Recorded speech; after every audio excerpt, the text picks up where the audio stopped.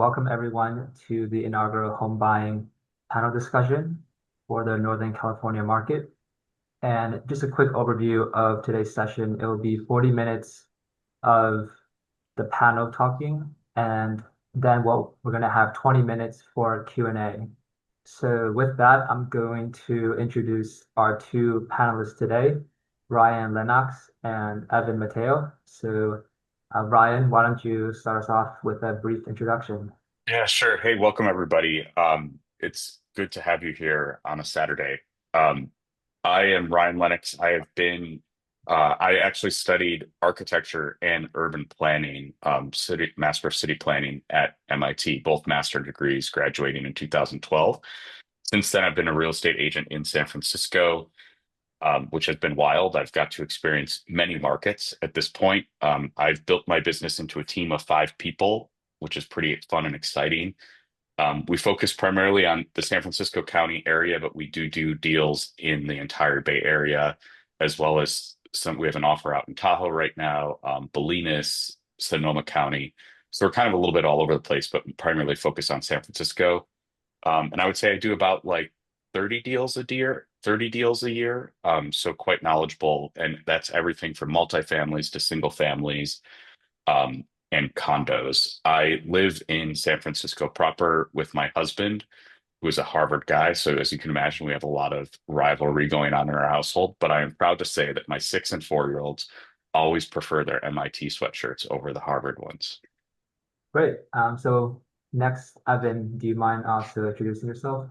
Absolutely. Thanks for having me on this Zoom. I am a course 2 graduate. I spent my first decade or so in enterprise software grow up companies, and a lot of my real estate client bases come from that world. I also am a past president of the MIT Club of Northern California and still serve on the board. Uh, in real estate, I started off as an investor and got my brokerage license about 20 years ago in 2006. I've been really pleased to help a plethora of tech engineers and tech industry business side people buy their first homes, whether it's a house, condo, or a 2 to 4 unit building, and then grow with them as they needed more space or wanted another place, or eventually to sell a property. Uh, and that's been the path, the arc of my career in real estate. I've gotten involved with the local and state association of realtors. I run San Francisco's government relations committee for the real estate board, and I'm on the managers council and budget and finance. Um, with respect to working with clients, our market evolves, and with it, the challenges that come up give some pretty neat opportunities for me to just keep learning and to apply that knowledge to help my clients, whether it's landlord tenant stuff for 2 to 4 unit buildings, or navigating the current insurance marketplace and financing market in higher interest rate environment. Uh, I've been able to help people figure out, what the world looks like and how to navigate it. And it's just a lot of fun. I live in San Francisco also. I live in the Lower Haight. Um, my wife and I bought a 2 to 4 unit building where we welcomed home our daughter 19 years ago, and she is presently home from college at Georgia Tech, where she will be a junior in the fall. Great. Thank you so much, both of you, for the introductions. And before we start with the questions, I'll just have Jason give a quick note about our fintech track. Hey, thanks, guys. Thanks for joining, everybody. Just a quick heads up, you can learn more about the finance track on our page, mitcnc.org/finance, past events, upcoming volunteer meetings, and replay videos. We've done some number of events on concentrated stock risk, liquidity events. You can actually even find our real estate event from 5 years ago down here. Upcoming events, we're interested in finding some more volunteers to get involved, but to give you a heads up, we got a rent versus buy event coming up with Andre Nader, and we're also looking at securities-backed lending for that deductible home mortgage alternative. So with that, we'll turn that back over to you guys. And if you're not signed up for the dinner, get signed up. We'll hope to see you tonight. Great. So before I start with the questions, I just also want to remind you guys, if you have any questions, feel free to put them into the chat box. So with that, I'm going to start off with our first question, which is, how is the overall San Francisco Bay Area home market doing right now? Why don't you start us off, Brian? Yeah, it's a mixed bag, honestly. It's kind of, in my mind, the market is a little bit two-headed. And we were kind of chatting about this a little bit earlier today as we were just talking about what we really wanted to share with you guys. And what we're seeing number-wise is that San Francisco County and Santa Clara County, which is sort of the peninsula San Jose area, those two markets are quite stable. I wouldn't necessarily say they're booming, but they are quite stable. The other counties in the greater Bay Area, those do tend to be, or it looks like those are on a downward cycle where we're seeing a lot less absorption. And absorption is really just, as you can imagine, how many listings are actually accepting offers. And that is like, for me, that's a very key metric to just understand the supply and demand curve. Um, and so in those surrounding counties, we are seeing that absorption rate kind of go down, and it's quite significant. It's about 40% lower than it was during the peak in 2021. 2021, was a very big year in real estate. It was sort of COVID where people knew that they were going to be hunkering down for a little bit. Home really mattered. And it was prior to the interest rates going up. In late 2022, we started to see the interest rates rise. 2023, they were continuing to rise. We didn't really know where the ceiling was. And that was kind of a low point. So we kind of have 2021, that was a high point in the greater Bay Area. 2023, which is by far like the lowest point, especially for San Francisco.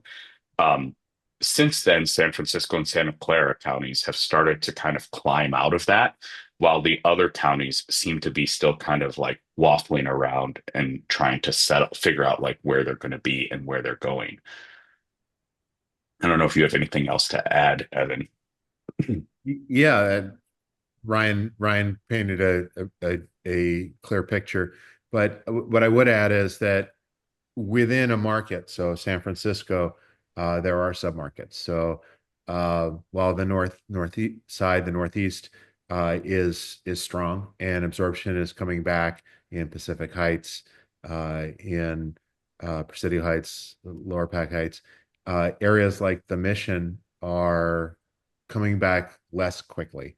So things will sit for a little longer.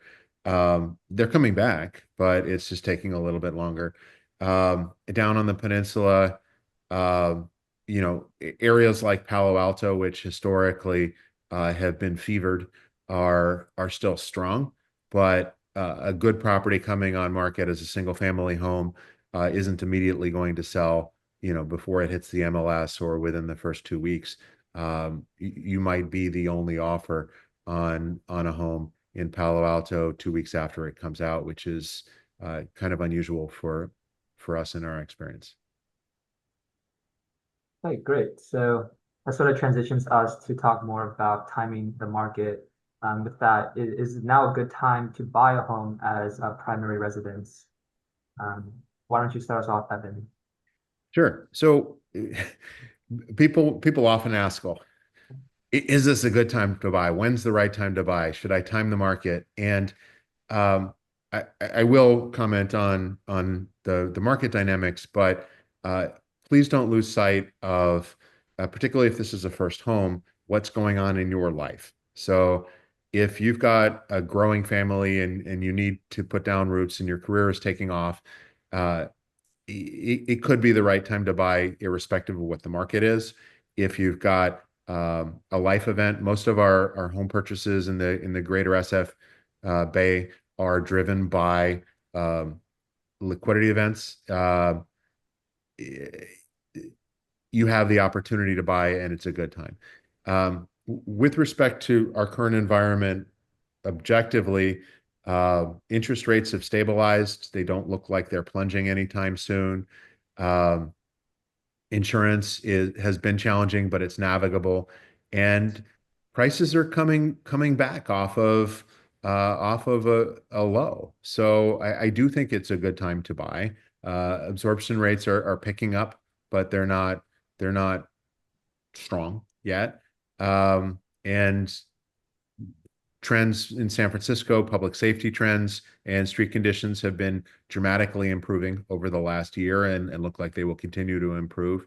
Um, I think it is a very strong time to buy. I would draw a distinction between um, the entry price that you get to a property and the cost of financing. The price you get when you buy a property is fixed forever. Your financing cost you can fix forever, but there are also loan products that fix a rate for 5 years, 7 years, and also the opportunity in any loan to refinance. If rates do go down, you can take advantage of that later. So yeah, I think it's a buying opportunity now. Okay, so the first survey question has been released, so feel free to answer that at your convenience. And Ryan, do you have anything to add to this question? Yeah, I mean, I think there's a couple like more macro stuff that I'm looking at too and tracking in terms of thinking about whether it's the right time to buy. Like, I think a lot of people like, has San Francisco truly hit the bottom? Like, are we going to start to see some appreciation going forward? I don't think, honestly, we might not for decades see like a world of appreciation that we saw in the last decade. But there are a couple other economic indicators that I'm thinking about that make me do believe it's a pretty decent time to buy in San Francisco. And I think it also might be a really good time to buy in some of these surrounding counties that have seen so much more supply and therefore kind of flip into a buyer's market. But I would say some of those is like our IPO environment. It's been a couple years since we've had like a really good San Francisco homemade IPO. Chime just IPO'd about 3 weeks ago. That lockup will expire, therefore, in about 5.5 months. So we expect like a pretty good flood of cash to come to the market then. And so far, that IPO seems to be doing pretty well, which I think is a good signal and will probably help trigger a few more IPOs coming down the pipeline in 12 months. Um, and then I think the other thing to think about too is just like where else would you put that down payment right now? If you're sitting on this cash, and to Evan's point, like you have a lifestyle event coming up, whether it's a marriage, a baby being born, a new job, where else would you put that money right now? I think the stock market has been doing quite well over the last 10 years, but it has become a lot more volatile, I think, with the new administration and the tariffs. And so it seems like a safe place to think about investing money while also being able to capitalize on the lifestyle improvement that it could provide for you and your family.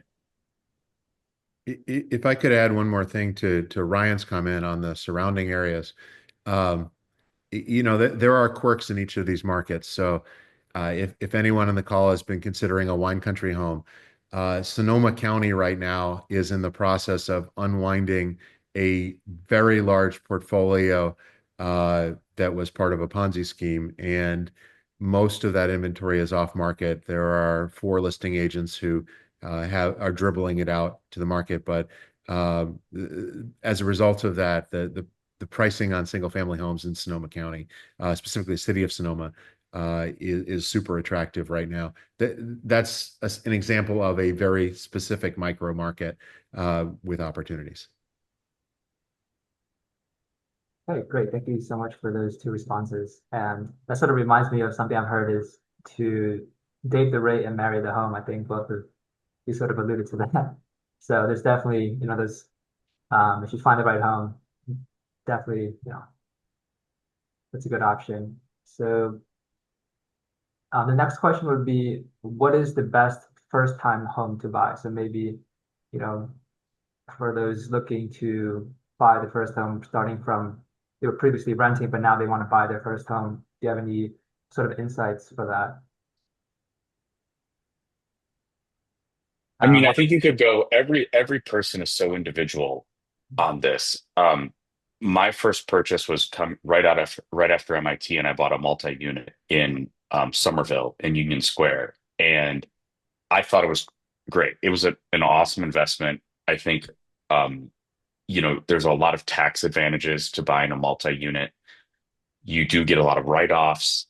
It really sort of helps you sink your teeth into real estate as a financial vehicle for you. And it might not be your forever spot, but it certainly gives you a lot of insight into how people are able to generate a lot of wealth and stability with real estate.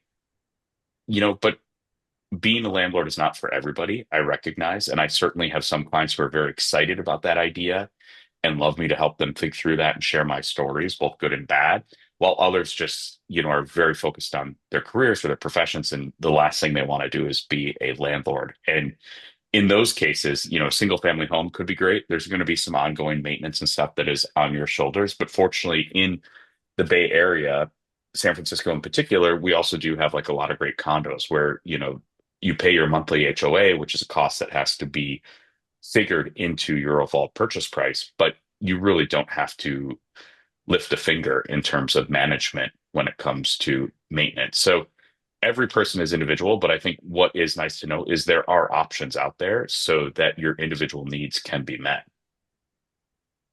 Yeah, I also bought a 4-unit building, a 2 to 4 unit as my first home here in San Francisco. What it let me do was, uh, with a somewhat larger down payment, keep the payments under control, and in a surprisingly short period of time, get to the point where the other unit's income covered the mortgage, which is something you can't get ever in a single family or a condo. I have many clients who have started that way on the ladder, and some of them stayed that way. Some of them have then moved to a single family. Um, Condos are a less expensive way to get in. What I would say with condos is look at your HOA. Um, they vary wildly. If you're in a converted building in San Francisco, which has a lot of 3-unit buildings, they could be $300-400 a month. If you're in Millennium Tower, it could be $2,000-3,000 a month, just for your HOA. There is with condos a period after construction of about 8 years when the litigation starts. So it can drive an 8-year-old condo project can be much less expensive because of ongoing condo litigation that happens in every project because there's a 10-year builder's warranty. So at 8 years, the lawyers come in, they find things wrong, and they sue the builder. That can drive down prices for 2 years from 8 to 10 years after construction. If you're buying anything, a single family home or a condo or 2 to 4, my suggestion would be that you look for the neighborhood that is a good fit for you first, and that you not buy an over improved property anywhere. It's better to buy something that has the amenities you need or change those amenities, than to buy a place which is the best place on the block, because reselling it will be very difficult, whereas you can always improve a property. Okay, great. Yeah, I think that's very relevant to our guests here because according to the survey, 50% of them are renting and are looking to buy now. So I think that's very helpful to them. So why don't we switch now to the investment side? When is now a good time to buy a home for investment purposes? Why don't we start with Ryan? I mean, I think I just keep going back to, it's kind of repeating myself, but I guess like it's expensive to buy a property now because of the interest rates, especially in investments. So you have to think about what it is that you want out of it. Um, but I guess I just go back to like, what other options do you have to do with your money? And I think if you believe that like the stability of real estate is the best place for your money, then I would say yes, it's a good time to invest in rental properties in San Francisco. Fortunately, um, rents are going up. They've gone up 10% year over year, which is a really good thing.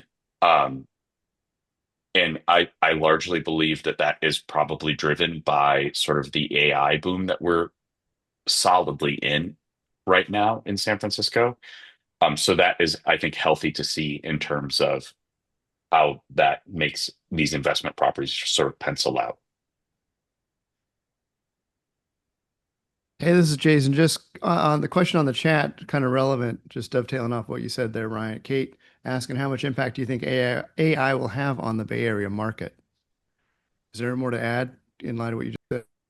I mean, what I'm seeing is that it our our sales for homes or properties above 3 million are actually doing quite well. And I think for the first time in years, we've kind of had a record quarter for home sales in San Francisco over 20 million. And a lot of that is driven by AI companies that have either been purchased or have had a secondary event where they were able to liquidate some of their equity. When, if, does that ever trickle down to the more modest sector, like the below 2.5 million? I think the jury is still out.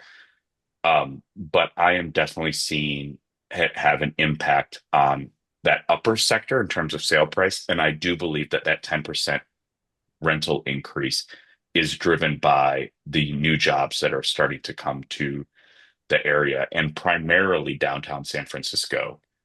Um, so yeah, we are seeing a shift. And in full disclosure, my husband just joined an AI company on Monday, so we're in it too. Yeah, and you can see that in the commutes. There is an inflow in the mornings into San Francisco from the Valley, and in the evenings the commute is out of San Francisco back down to the peninsula. Uh, so AI is centered in San Francisco. Uh, Crypto is businesses are also doing quite well, particularly in the current administration with its focus on that. Um, those things are bright spots. What I would say is, we cycle through industries in San Francisco, and the center of activity kind of ping pongs back and forth between uh, the Peninsula, South Bay, and San Francisco. Right now, San Francisco is seeing a resurgence of activity, largely driven by AI, and we are starting to see that in terms of uh, prices and activity. Yeah, I think a couple other points to make. Like our commercial vacancy is still down from its peak, but it has the like absorption there has also been doing quite well. I think a lot of it has been with the new mayor, AI, like they're really putting a big focus on downtown. And so we are starting to see a lot of that vacancy disappear.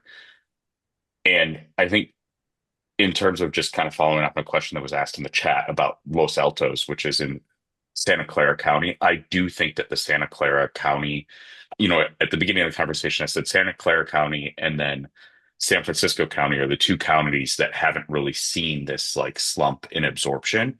And I do believe that is largely due to the AI. Like Atherton, right now, we've done a couple deals in Atherton this year, and it's AI, it's all people related to AI industries that are trading these homes.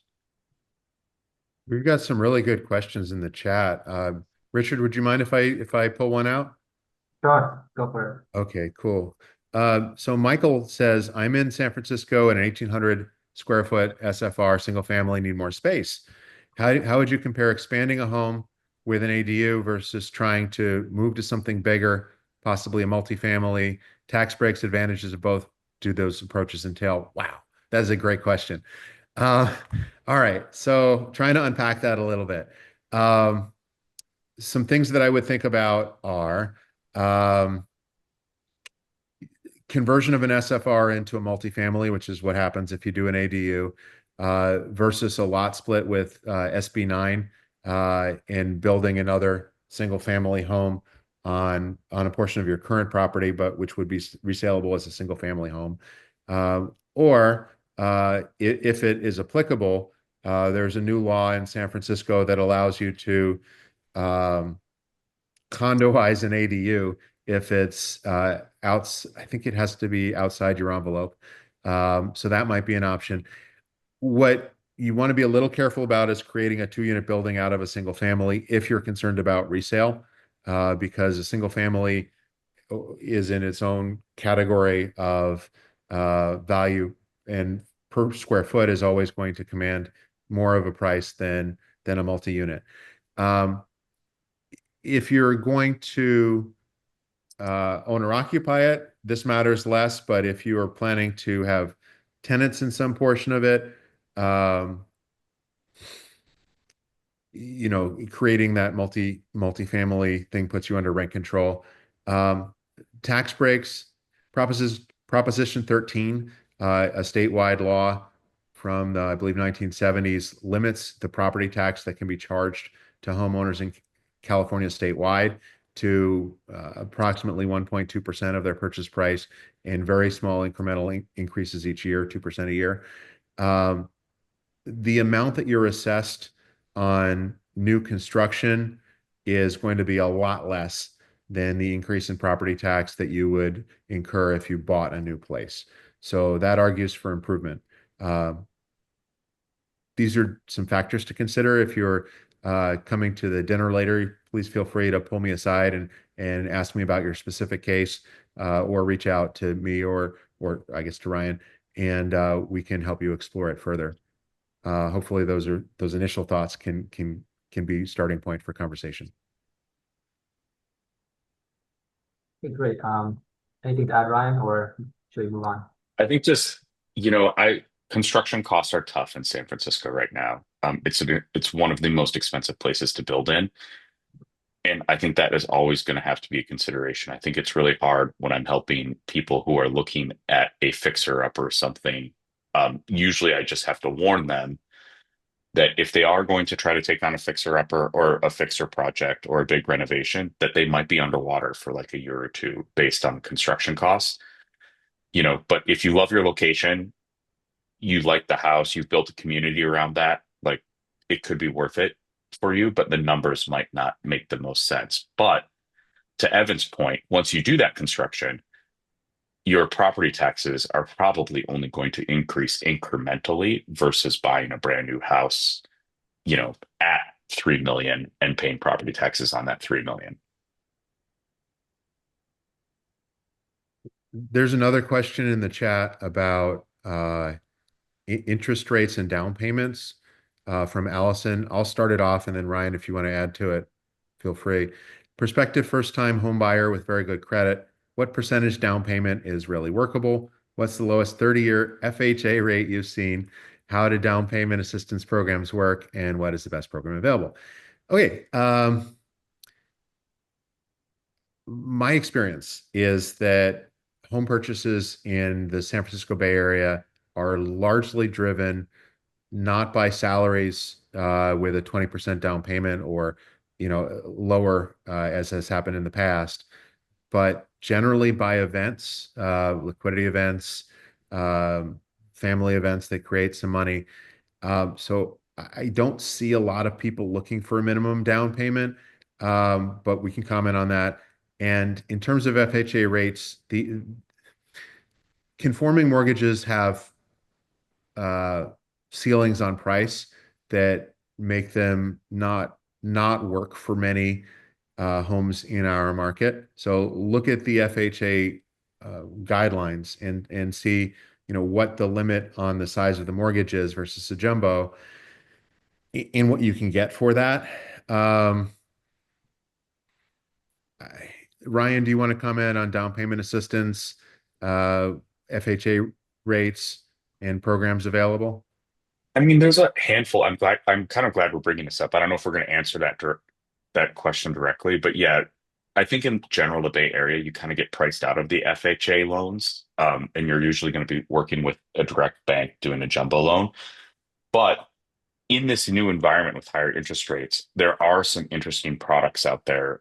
One of them is a buy down, which means that you can ask in your offer that you make to the seller, you can actually ask them to pay the bank directly a sum of money. Maybe it's like $20,000 to buy down your interest rate for 1 year, maybe 2 years. They might have a 2-year buy down, but I know it's usually like 1 year. And usually what that means is like that buying down that interest rate for that one period of time might save you like $50,000, but it only costs the seller $20,000, for instance. And it's a neat little trick that you can sometimes use if you're trying to negotiate with the seller and they're not budging on price, you can sometimes ask them to buy down the rate. Obviously, you'll have to do a longer term like financial analysis because after that year, that rate's going to go back up to the quoted rate. Um, but that's like one product, for example. I think another thing that I have not, there are two other aspects that we've been talking about a lot more in this interest rate environment versus 3 years ago. One of them is if your loan is assumable. It's rare, but every once in a while, especially if you're buying a property from a veteran, um, that maybe used a VA loan, those loans are assumable. So if they purchased during that low interest rate environment, you might be able to take on that loan from them. Obviously, you still have to make up the difference um, in terms of down payment, but that could be a really nice win to pick up a 2.8% loan for part of your property. The second option that I have dealt with is seller financing. So in a situation where perhaps the seller doesn't have any loans out on the property, and this is all available by tax records, a buyer sometimes might bring up the option of would the seller be willing to finance my purchase of this? And in that case, the seller basically takes on the role as the lender, which comes with some risk. But in a buyer market, a seller might be willing to take on that risk to make the sale. And usually those interest rates, they are still like, they can't just pick any interest rate that they want. It still is dictated by the feds, but those interest rates usually tend to be slightly more favorable than a consumer product that you'd get from a bank. So people are definitely getting creative. I've heard a few other of my friends who are working on startups that are related to making non-assumable loans assumable. So it is kind of that whole financial aspect in the lending side of real estate right now is a lot more creative than it was 8 years ago, which I liked. I mean, it's fun to always have something that kind of challenges you in a way. And to Ryan's point, in addition to VA loans, Wells Fargo was writing assumable loans for a while. It's worth checking.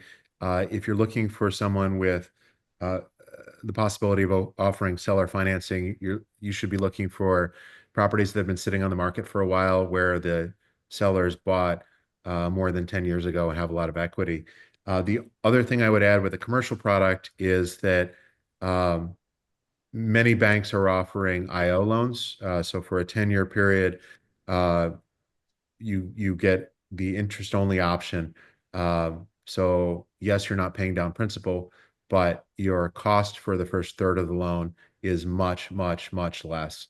And that's a product that many of the private banks are offering. So whether it's PNC or Citizens Private, which is the former First Republic people, um,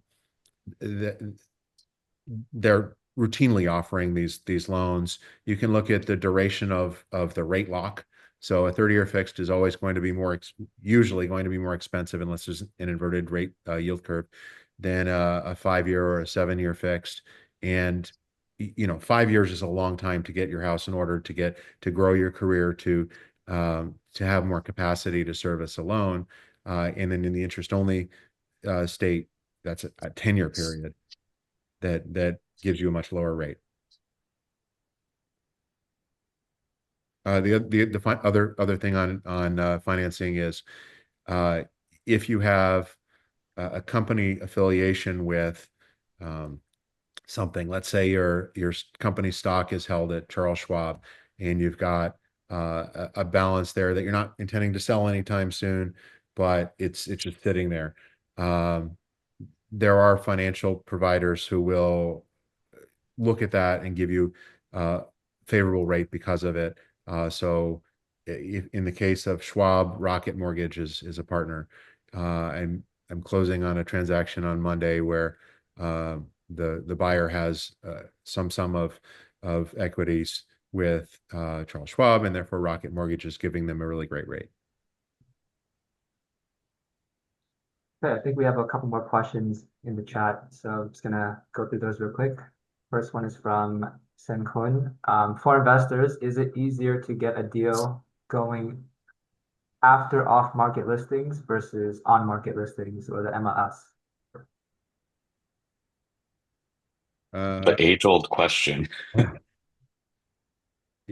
It depends.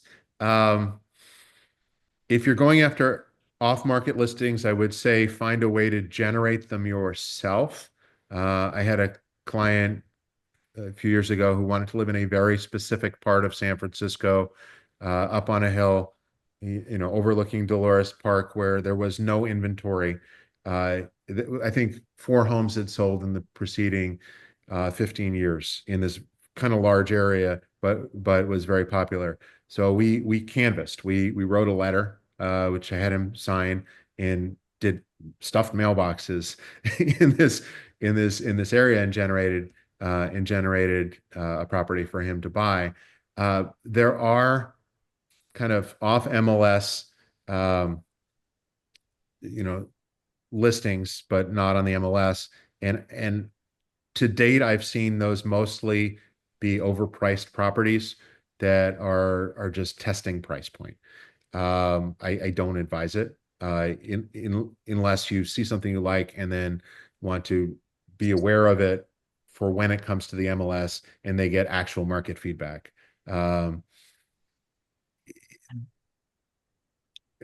Older listings, yeah, sure. If something's been on the market for a long time, take a look at it. If it's got a listing agent in San Francisco with a 510 area code, take a look at it. There are tips and tricks that we use to try and find underpriced properties, or prices where properties where the seller might be more open to negotiation than others. And anyone who's been in the business for a while should know how to approach that, and should be able to guide you on that.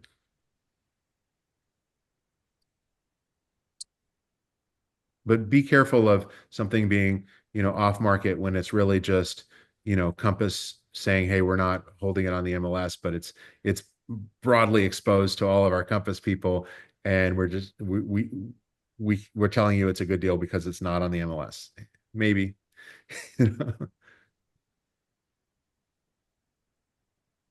Anything to add, Ryan? Yeah, I mean, I think Evan summed it up. I think you have to approach every property individually. And I think, that's the benefit of just working with an agent who is able to sniff test these off-market listings. Because, yeah, you don't want to get caught up in the hype of buying something off market purely because it's off market. We don't want you to overpay at the end of the day. Some people will have um, concerns about confidentiality, and in that case, they might be willing to pay a premium to keep it off of MLS. And I think that is like, we also canvass properties, especially in Pacific Heights, Presidio Heights, um, for those reasons, so that we can do something very privately. But in general, you have to approach every property individually and make sure that you're valuing it accordingly. I will say that there is kind of this fun industry out there called these like wholesalers. I don't know, Evan, if you're getting like these, 5 text messages a day from people being like, do you have any fixers, or do you know of any fixers coming up? And so you have these like, people on TV who are basically getting people to sell them these houses, and then they immediately will try to assign the contract to an investor for a fee.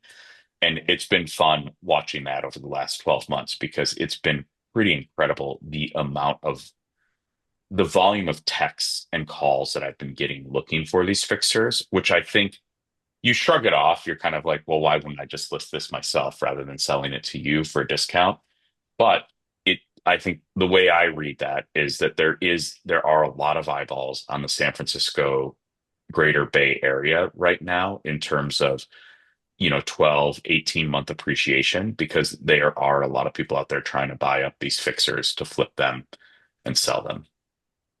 And to piggyback on that, one of the things we have in the Bay Area, because there has historically been such a strong appreciation in single family homes, is inherited homes with a low Prop 13 basis.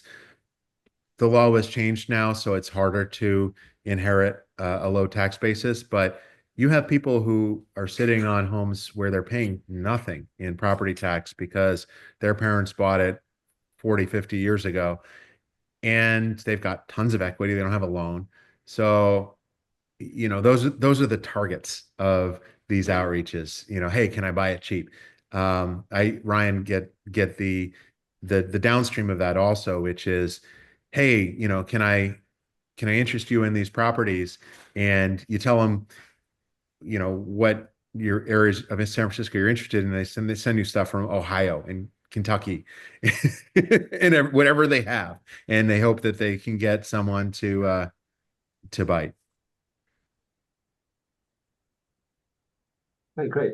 So we have another question from Manus.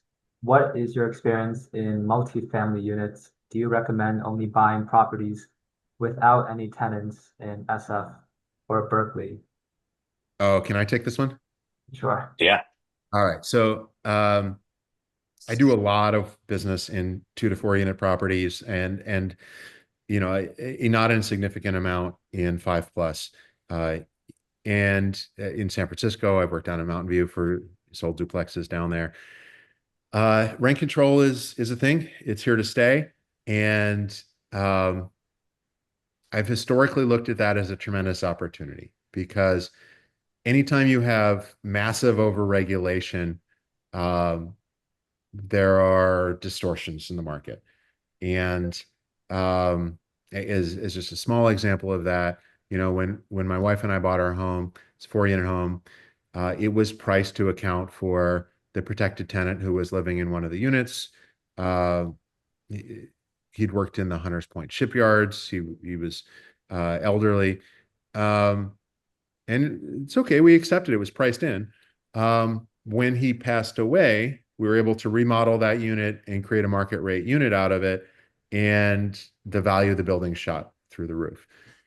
If you are going to go into multifamily and have someone working with you who really knows how it works. I mean, I've been a member of the San Francisco Apartment Association for 2 decades. I've appeared. I personally own income properties besides the one I live in, and I've been to the rent board many times and have had a lot of conversations with rent board commissioners, and I chair the government relations committee for San Francisco Association of Realtors, much of which is landlord-tenant. You're going to have an advantage over everybody else, and it can be hugely beneficial. But you got to go in with something that makes you believe that you do have an advantage, not just skipping through the flower field, hoping everything's okay. It's a tremendous opportunity as long as you go in prepared.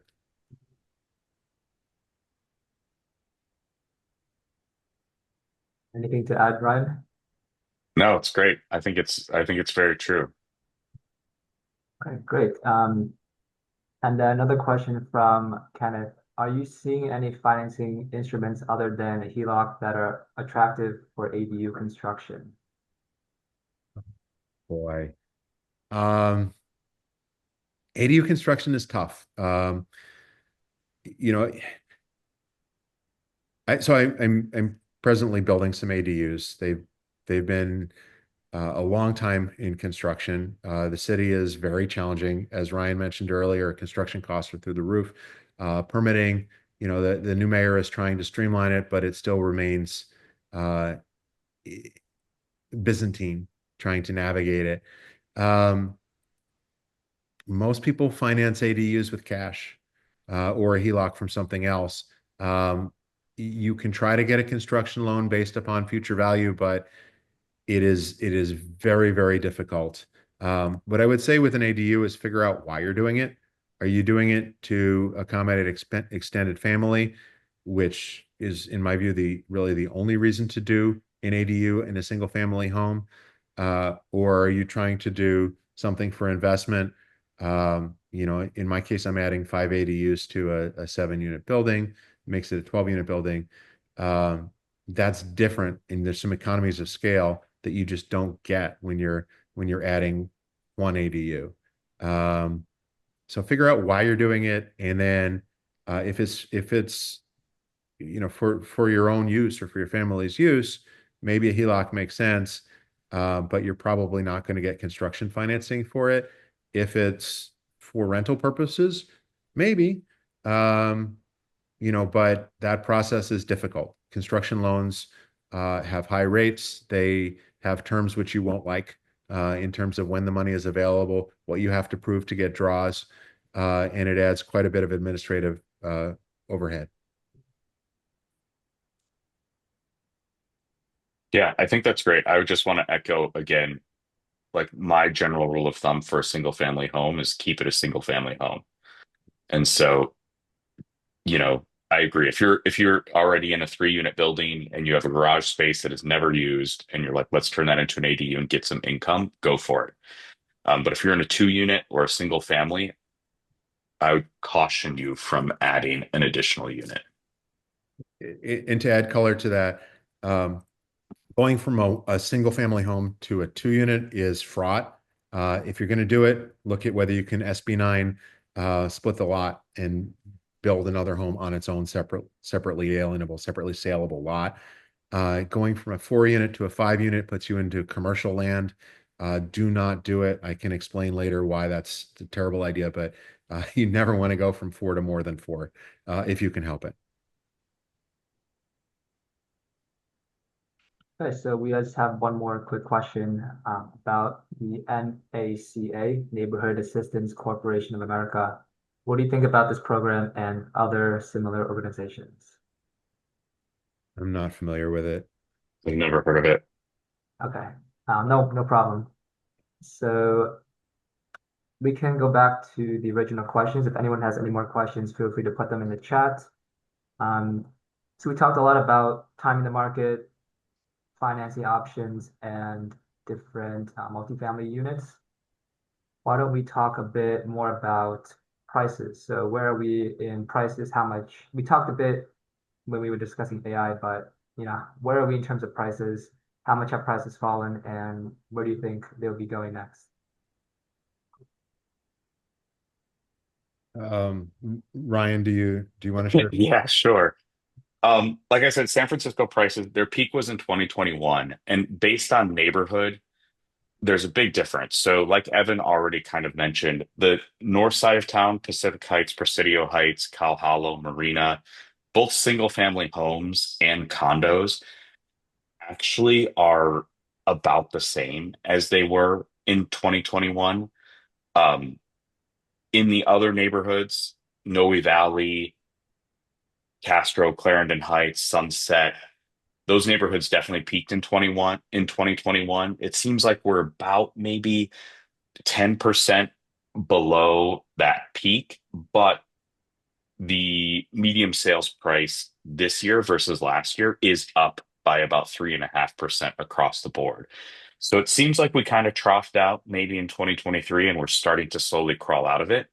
But one thing that I've noticed, we don't have that much data because from 2023 till now. But when I look at 2008 to 2012, like there was much more of a hockey stick in terms of the medium home price value coming out of the recession. This seems to be a little bit more of a gradual climb. And I think we don't have the headwinds of, you know, interest rates, coming out of the recession. They lowered the interest rates to try to spur the economy. We don't have that. And then I think also there just is a little bit more volatility in sort of our economic confidence right now that I think is also tempering that recovery. There's another question in the chat about homeowners insurance. Richard, do we have time to answer that? Yes, yeah, we have about 9 minutes left. Okay. Ryan, I didn't mean to cut you off. Did you have anything further on the? No, I mean, I think that's kind of it. And then areas outside of San Francisco, I think, they also peaked in 2021. They seem to be a lot more steady in terms of their pricing, maybe even continuing to slide a little bit. So again, it's that like two-headed market, showing some sparkle in areas and other areas of like stagnation. But I think insurance is a really good topic to talk about as well because it is like very on point these Super on days. point. Super on point. So Neil Y has a question in the comments. Can you tell us a little bit about homeowners insurance and things to consider in SF? Neil, thanks for that question. Homeowners insurance is the hot topic. So I was up at the California Realtors Legislative Day in Sacramento last month, and that was the main focus. We have seen a flight of mostly the captive insurers, State Farm, Farmers, Allstate, and by that I mean, there'd be your State Farm agent, and he would just write State Farm. Same thing with Farmers agents. Leaving the state, we have a decades-long situation in California of price controls on homeowners insurance, and it reached a breaking point. And in the game of chicken between the insurance commissioner and the insurance industry, the insurance industry finally said, you've made it completely non-economic for us to operate in the state of California. We are out. So that deals with a category of insurance called admitted policies. An admitted policy meets a set of criteria for coverage that are mandated by the state, and they also agree to price controls set by the state. And of the captive providers, State Farm, Farmers, Allstate, there are approximately none left in the state offering admitted policies. There are other companies that offer admitted policies that are available through insurance brokers. Examples are Zurich through various packaging and Honeycomb. Your mileage will vary depending upon which broker you use. They get better rates and have access to different products based upon their loss runs for the policies that they write. So it is a thing as you look to buy a property to think about insurance and make sure it gets set right. You want to be in an admitted plan versus a non-admitted plan or surplus lines plan. The prices are better, but also the coverage is much better. With respect specifically to San Francisco, which I think Neil asked about, things that insurance companies care about are age of building. They used to care a lot about foundation, still a thing, but electrical is the big focus now. Certainly no circuit breakers, no fuses, but of the 10 brands of circuit breakers, there are 5 which are automatic no's for most insurers. There are some which they say no to, but then you can protest it and say, look, you're saying no because there was a recall for 2 months back in 2008, but this was put in, much more recently than that, and they'll come back to you. But your sensitivity to insurance being a thing is absolutely the case. Updated electrical in a building, no visible knob and tube, modern circuit breakers, which are not on the bad list, and your agent should know which those are. Those things matter tremendously in your ability to get insurance and the cost of the insurance. And to give you a sense, the difference could be, insurance of $2,000 a year for an admitted policy on a single family versus $10,000 a year. I mean, it's that dramatic a difference. You'll get insurance somehow, but the price really does matter, and what you're insuring, the property that you're insuring, affects the price and availability. Yeah, I would add to that the roof is also age of roof and condition of roof is we've been seeing some hiccups with that as well. Knob and tube, though, is the primary concern, making sure that older electrical is removed from the property. So much so that we've had like a cottage industry creep up in San Francisco where part of property preparation for listings now, there are companies that are literally just called knob and tube replacement.com. And they come through, they do an inspection, they give a seller a quote for getting rid of all of the knob and tube, patching up the holes so that they can put their property on the market, like sort of free and clear of that burden. So I think a lot of listing agents are starting to tackle that head on so that when the property is available for sale, it is better positioned to be insurable.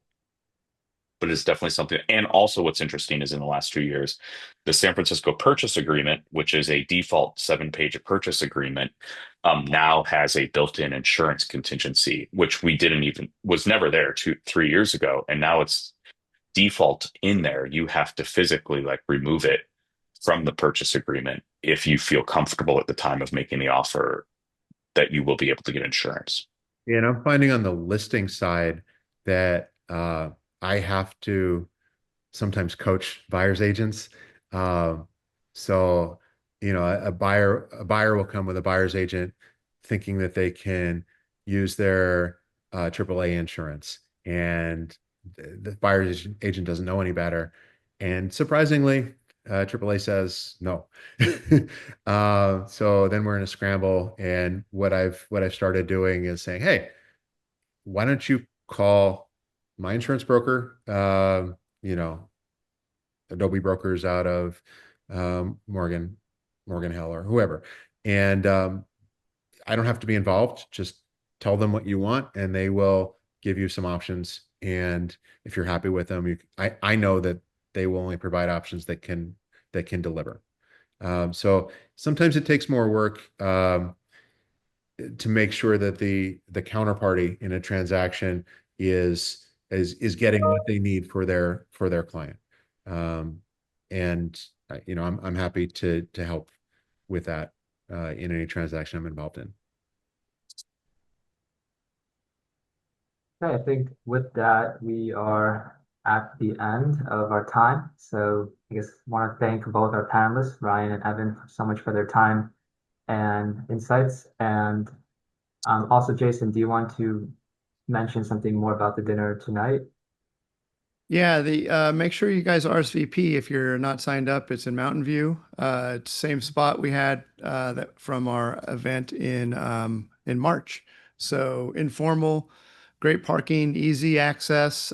Come on out and meet folks. And then I'll turn off the recording here if people want to stick around. I don't know who's available, but I'm going to go ahead and turn the recording off. But Richard, want you to make some closing remarks, or if anyone else wants to make closing remarks for the official recording, and then we can kind of keep it informal and linger if anybody has time. Doesn't matter for the recording, but come to the dinner if you can. Last time we did this, the cross-pollination between the attendees just by itself was super energetic and positive. And it's also an opportunity for more specific to you questions to get some answers. And I was just want to thank Richard, our moderator too, because he's done a wonderful job of leading us through the session. So thank you so much, Richard. My pleasure. Okay, I guess with that, thank you all so much for coming, and hopefully some of you will be at the dinner so you can meet our wonderful panelists in person. And with that, that concludes our session today.